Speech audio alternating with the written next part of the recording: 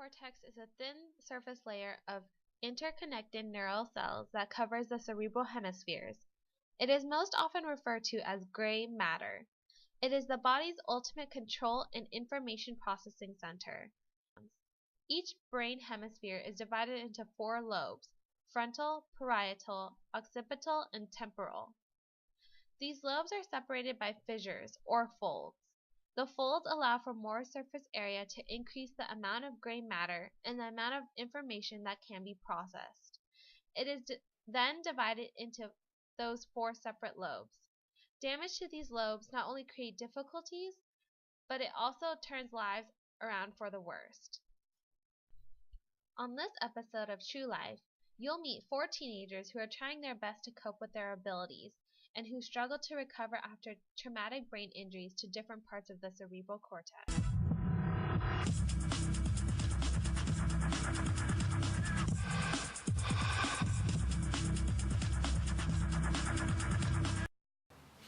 What happened to me? Hi, I'm Dr. Cerebral, and I'll be teaching you about the cerebral cortex. As you see here, this is the frontal lobe.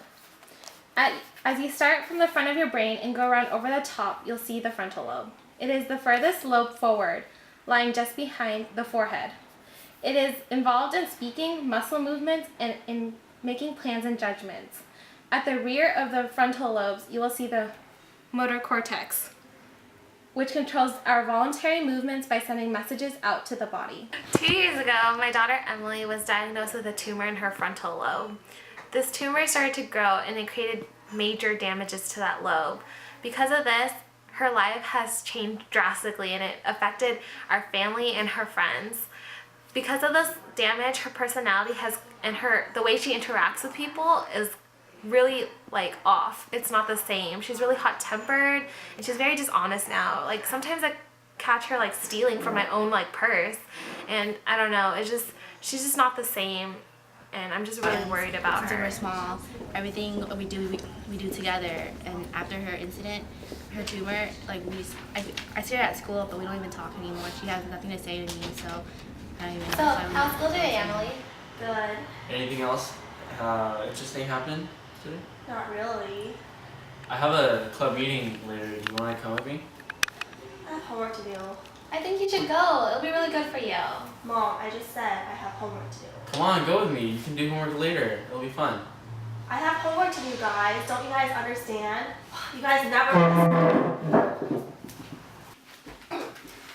Mom, can I have some money? I'm running low on cash. Not right now. I have to go pay for bills later. Can I give it to you next week? Mom, you're my mom. You're supposed to give me money. That's your job. But I already told you. I have to pay for bills. I can't give it to you right now. But I need money. I can't, Emily. Oh my God, I hate you, Mom.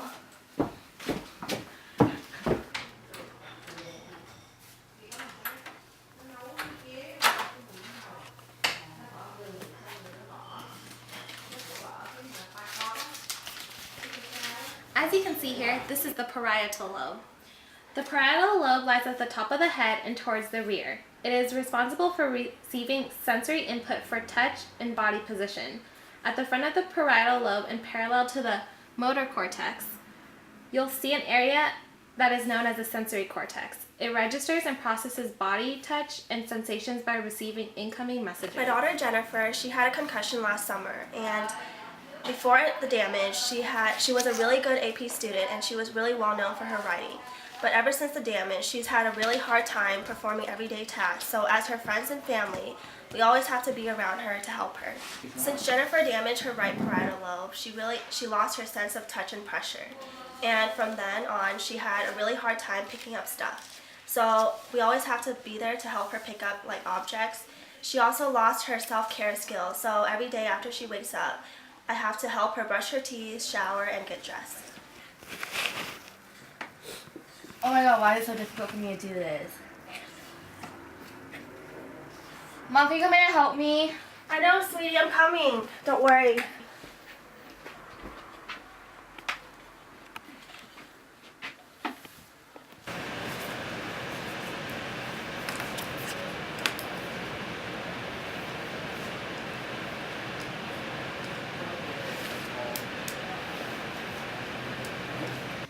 Jen. How was school? It was bad. Did you have trouble writing? Yeah, like always. It makes me so frustrated that I can't even pick up a pencil. And like what makes me more frustrated is I don't have any control over anything.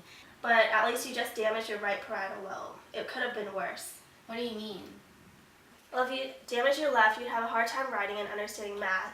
And if you damage both, you'd have visual attention and movement syndrome. From there, you wouldn't be able to recognize objects. I guess, but it doesn't make my situation any better. I feel so different and out of place. Be careful, I'm right behind you. Yeah, I know. Okay, hold on, I'll be right back.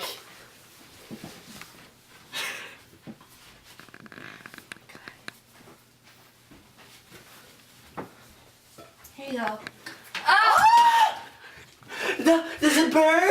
No, It was really hot. Oh my I god. don't feel anything. What? Look at your hand. It's all red. It's fine. I didn't feel anything. Oh.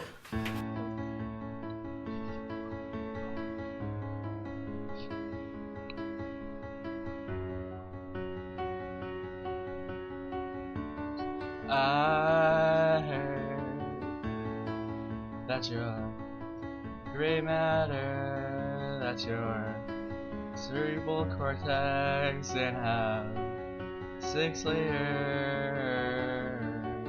I heard that you're folded into Geary, and that creates furrows, also known as OC.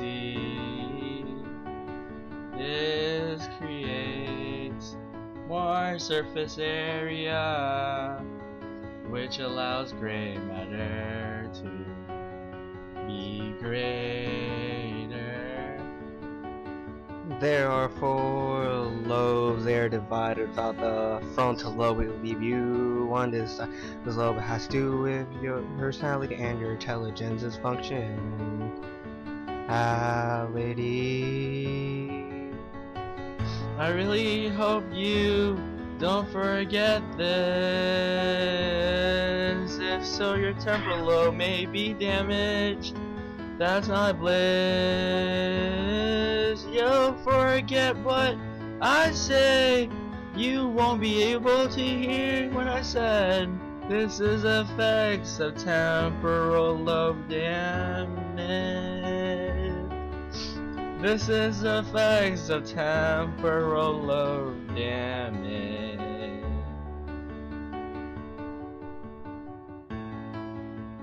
You know the parietal lobe helps you recognize that you previously knew. It also helps with our orientation and how we perceive stimulation. You won't be able to feel the touch of someone uninvited. If it's damaged, you wouldn't be able to fight it. I still hope your temporal lobe fine, or else you wouldn't remember anything that I'm saying. Now I'm talking about visual perception. Without your occipital lobe, you'll see a lot of perception. You can't see a rainbow. You wouldn't even know what color it is, since you will be colorblind. Nothing compares, no worries or cares. Without the temporal lobe, no memories will be made. Who would have known how important this would be?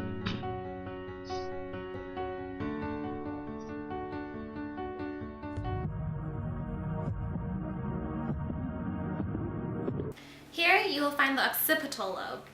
It is the portion of the cerebral cortex that lies at the back of the head, and it receives input from the eyes. In this area, you will find the visual cortex.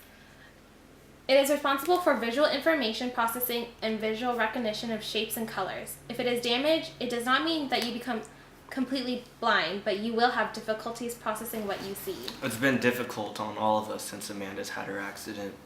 One day she was playing tennis and then she fell on her head, and that's what caused everything.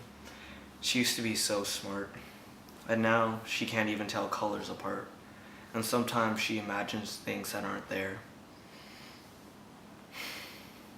We've been trying to help her, but it's not only hard on her, it's hard on all of us too.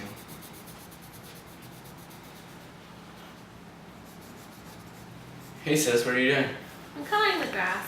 You know grass is green, right? Yeah, this is green. No, this is green. This is black. Can't you see the difference? No, I can't. Oh, what college do you want to go to? San Diego, where do you want to go? Cali. Oh! Oh my gosh, did you just see that? See what? There was just a person that just ran. No, there's no one here. It's only us. Oh, sorry, what were we talking about? About college. Oh, well.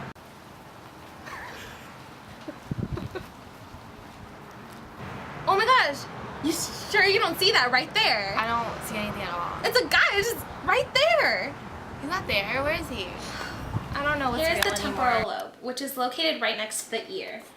In this area, you will find the auditory cortex, which makes the lobe responsible for receiving auditory information. It also helps with sorting out new information regarding short-term memory. The right lobe is responsible for visual memory, such as remembering pictures or faces.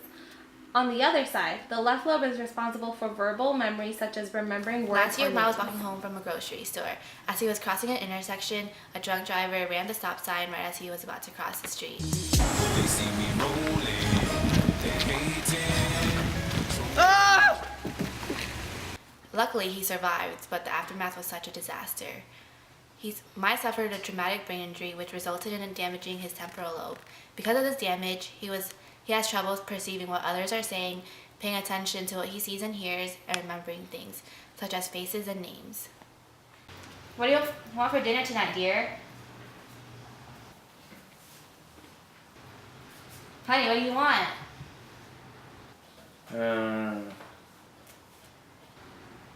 I'll just make your favorite then. Pasta?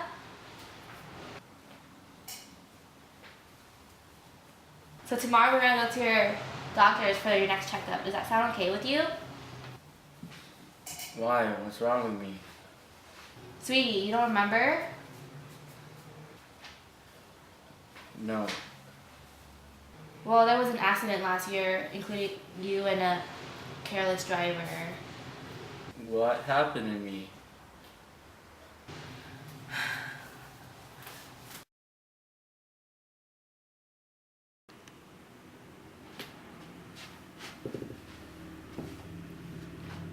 Hi, Maya, Mrs. Tran, how are you? I'm good. Mine's basically the same though. He hasn't changed much. His memory hasn't improved at all. Oh, I see. Well, let me just talk to Maya and see how he's doing. Hey, Maya, do you remember who I am? Well, I'm Dr. Brawl. I'm here to help you and your mom get through this time of difficulty. We're trying to do anything we can to help him with his memory. I've been teaching him sign language to help him communicate better with us, but his memory is still the same. Well, it's progress. It'll just take a lot of time. Just be patient. Oh, do you smell that? What are you talking about? I just farted. Really? Yeah, it was really loud too. I don't smell anything. I didn't hear anything either.